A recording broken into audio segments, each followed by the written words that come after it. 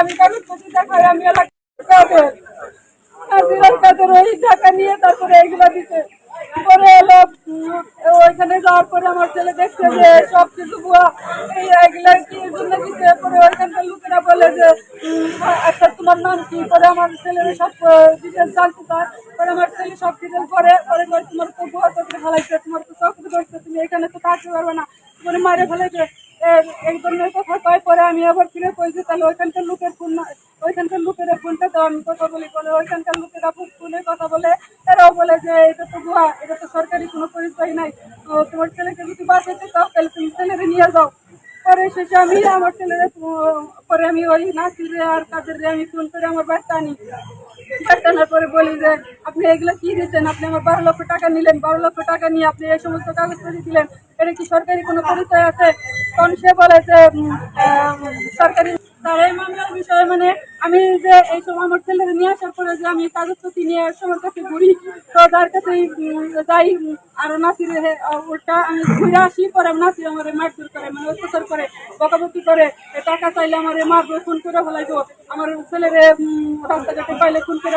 আমার কাছ থেকে 12 লক্ষ টাকা নিছে নাসির কাদের শিল্পী, ওদের আমি সূক্ষ্ম বিচার চাই, আমার টাকা ফেরত চাই, আমার মামলা করতে চাই।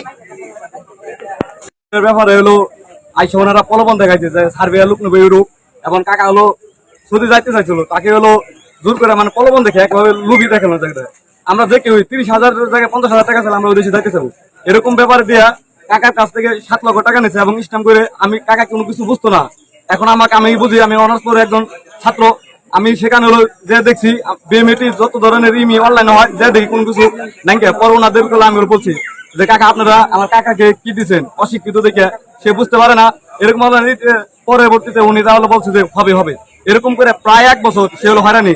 যত জমি জমা আসলে গরিব আসলে সে নিরুপায় হয়ে মানে কোনোভাবে চলতে পারতেছে না, এখন হলো দিন না দিন খাইতেছে, মানে কোনোভাবেই তাদের হলো সংসার এখনো চলতেছে না।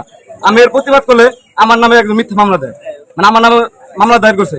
আমি এর হলো সূক্ষ্ম বিচার, আমি একজন অনার্স পড়া ছাত্র, আমি কি তাদের কোনো বকাবাজি করছি, তাদেরকে কোনো কি করেছি? আমার নামে হলো চাঁদাবাজি, নেশাগ্রস্ত, অথচ আমি জীবন আমার পিতামাতা আমাকে দিয়ে জীবনে 1 প্যাকেট সিগারেট এবং পানি আমাকে কিনা মেখে আমার নামে কেন এত বড় মিথ্যা মামলা দিল?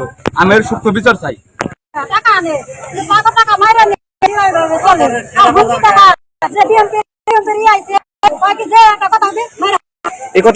আপনার কাছ থেকে কত টাকা নিয়েছে? 8 লক্ষ।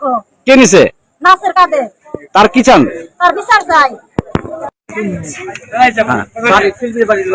হ্যাঁ, নাসির একদম কাজ কাম করে খায় না, ধরো আমরা মাথার পানি পাইলে কাম করে খাই, যাই হোক আমার বাড়ির লোকে বাড়ি শিল্পী তো 5-7টা বিয়া বইলো আর কি, বুঝছেন?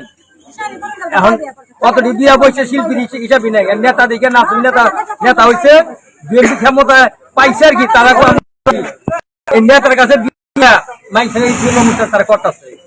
আমার বাড়ির পাশে একটা লেট্রিন দিয়ে পায়খানা গলি ছেড়ে দিচ্ছে, মহিলা একটু বকাবকি করছে, উলালি করছে, এরকম গন্ধ ছাড়ছে, তার নাকি আমার এই মামলার আসামি ভাই।